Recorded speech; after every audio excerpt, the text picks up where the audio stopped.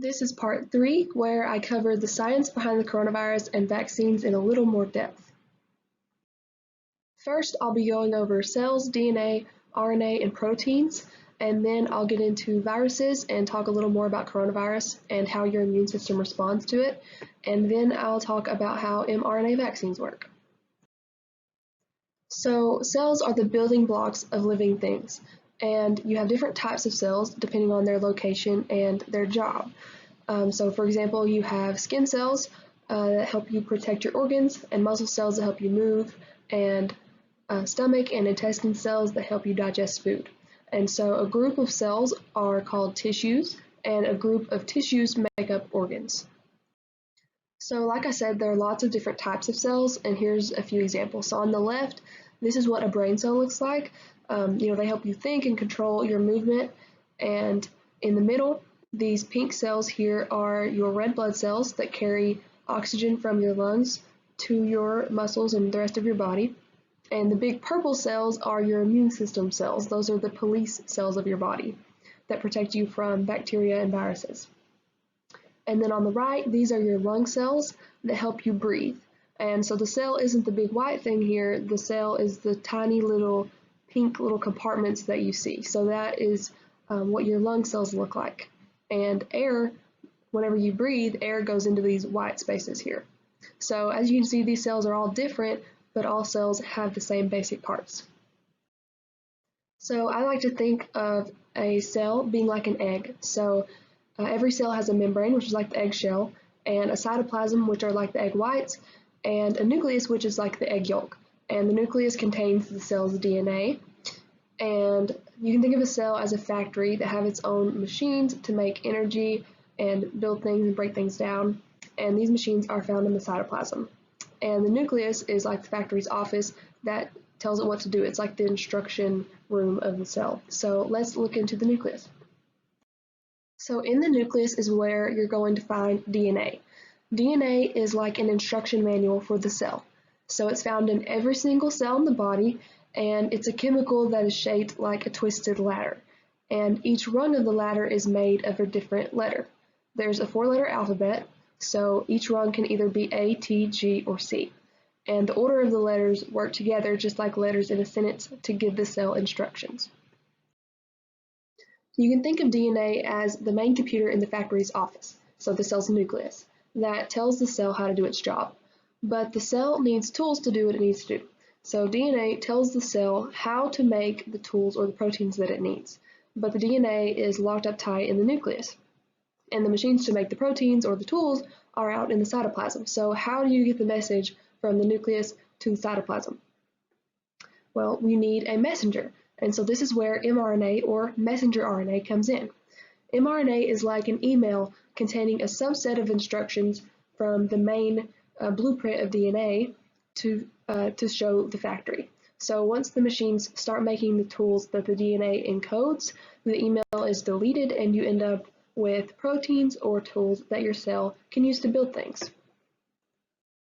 Okay, now let's talk about viruses. So viruses are much smaller than cells, and their only goal is to copy themselves, but they can't do that on their own.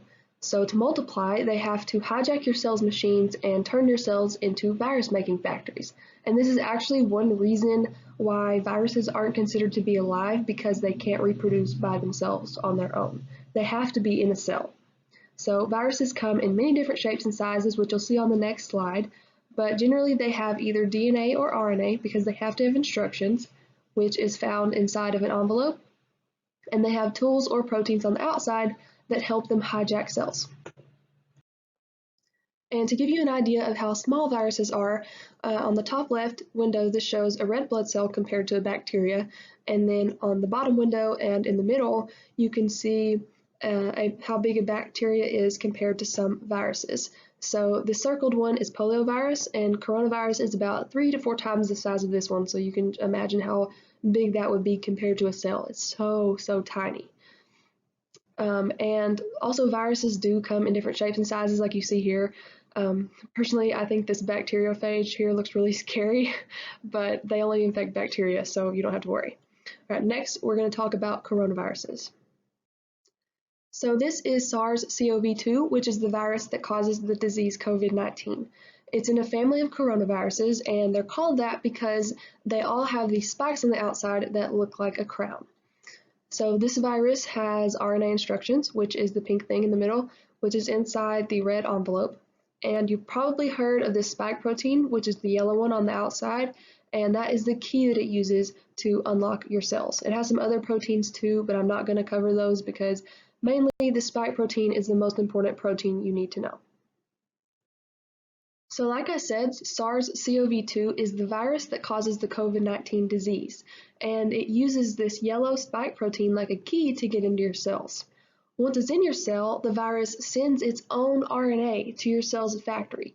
And remember that this RNA contains the instructions for building all of the parts that make up this virus. So these RNA instructions include a subset of instructions for each protein that you see in this diagram that makes up the virus. So the virus gives those instructions to your cell's machines, and the cell can't tell the difference between RNA from the cell and RNA from the virus. So your cell reads these RNA instructions, and the cell turns into a coronavirus factory.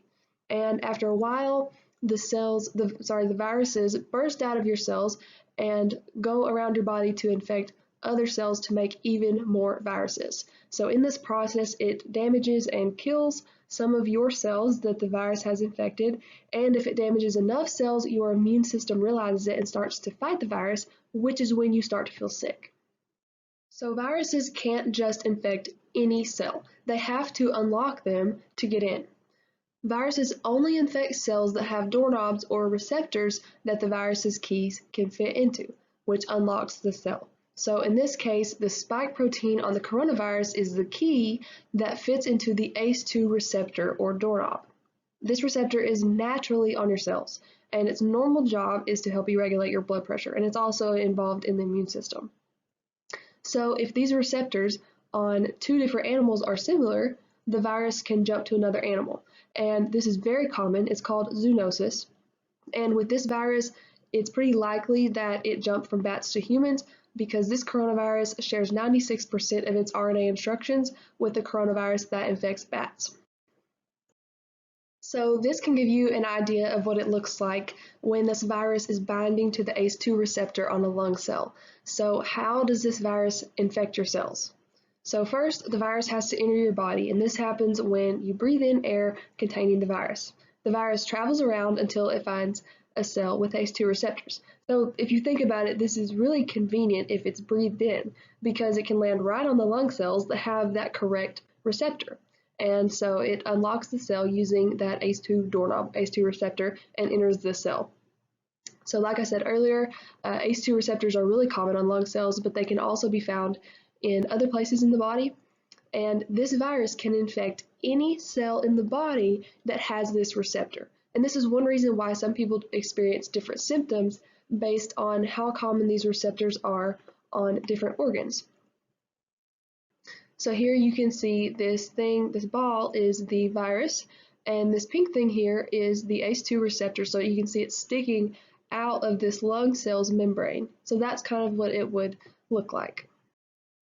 So this SARS-CoV-2 virus binds to the ACE2 receptor, and that's how it infects your cells. So that RNA that's on the inside gets injected into your cell, and then the cell's machines process it to make the virus's proteins, or all the virus's body parts, basically.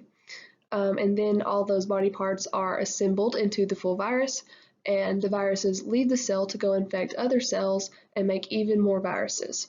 And when they leave, it usually kills or at least damages this cell. And notice that all of this is happening in the cytoplasm. It never enters the nucleus where the DNA is. Your immune system is like the police of your body that protect you from viruses and bacteria. The first time you're exposed to the virus, meaning that it's in your body and it's infecting some cells, your immune system doesn't realize that it's bad until it notices that it's damaging your cells. So this gives the virus time to infect lots of cells and make lots of viruses before your immune system can find it. But once it finds it, it takes it a few weeks to make wanted posters or antibodies for the virus, and that helps them find and kill the rest of the viruses. So this is when you start to feel sick. The virus is killing some of your cells, plus your immune system has to kill your own cells that are infected so that they don't release all the viruses that they're holding. Because remember, those cells are now virus-making machines, virus factories. So you don't want that to be released into your body. So all of this damage makes the tissues inflamed and irritated, which is when you start to feel sick. And after all of this, after that sickness, your body keeps a few wanted posters or antibodies around just in case it sees this virus again. And this is called immune system memory, and it can last from a few months to a few years.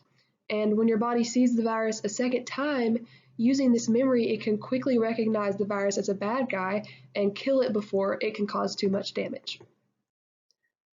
These antibodies or wanted posters stick to infected cells, marking them for the immune system, and the immune system patrols around killing any marked cells, and that also kills the viruses inside. And immune cells actually eat these infected cells to kill them. And this is what it looks like. These blue things are antibodies, and they're marking this pink cell for destruction by the immune system. So this is a graph that shows how many antibodies are in your body depending on the time of infection. So the first time you're exposed, right here, to the virus, it takes a while to make some antibodies against it. So you feel sick right here as you're producing these antibodies. So you keep a few of them around here, and then the second time you're exposed to this antigen is anything like a virus or a bacteria.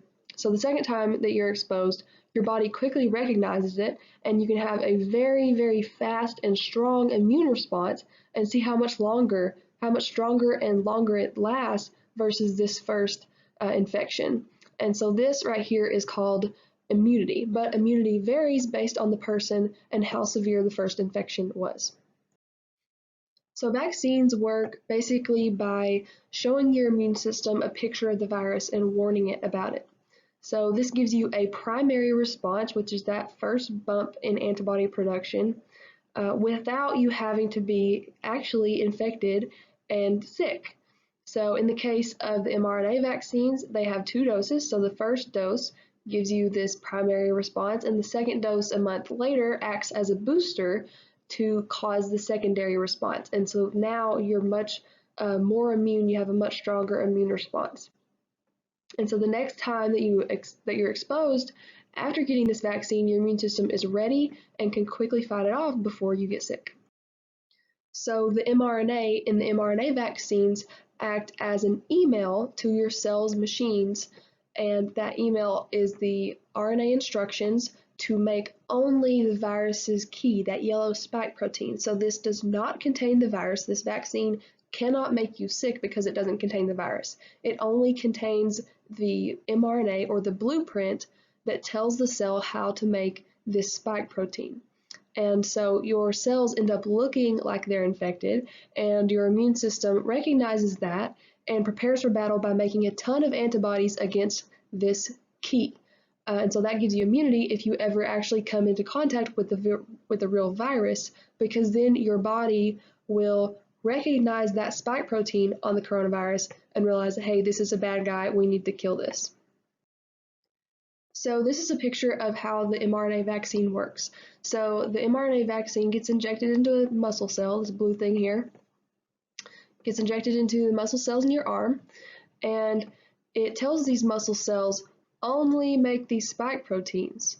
And whenever your cell makes these, the cell ends up actually presenting these on the membrane. So it's kind of like telling the immune system, hey, this is what I'm making in here. Because remember, this cell can't tell the difference between mRNA from the vaccine or from the virus or from its own cell.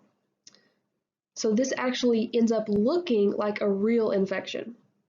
And after this mRNA is used, it quickly disintegrates, which is completely normal. This happens naturally as well. mRNA is pretty unstable, so as soon as it's used, it disintegrates, and it's not used anymore. So we injected these muscle cells in your arm with the mRNA vaccine, and these cells take that RNA and make only the spike protein of the coronavirus, and then they display that on their membrane to tell the immune system, tell the rest of the body, hey, this is what I'm making. So the immune system comes by, and this actually ends up looking exactly like a real infection. So the immune system comes by and thinks the cell is infected and it kills it. And this is why your arm is sore after vaccinations. So then your immune system starts to make antibodies, or again, those wanted posters, for anything carrying that spike protein. So vaccines basically warn the body that there is a virus that it may see soon. And this gives the immune system time to get ready because it takes a few weeks to make antibodies. And antibodies are usually very specific. So giving the immune system this target helps to make the vaccine more efficient. And that is all on the science stuff. Next, in section 4, I'm going to talk about the 2 vaccines that are being distributed now. And here's the link to my full PowerPoint and the link to my references. And you can also find links on my Facebook or Instagram page or in the description below. So if you like this video, please hit the like button and comment below if you have any questions.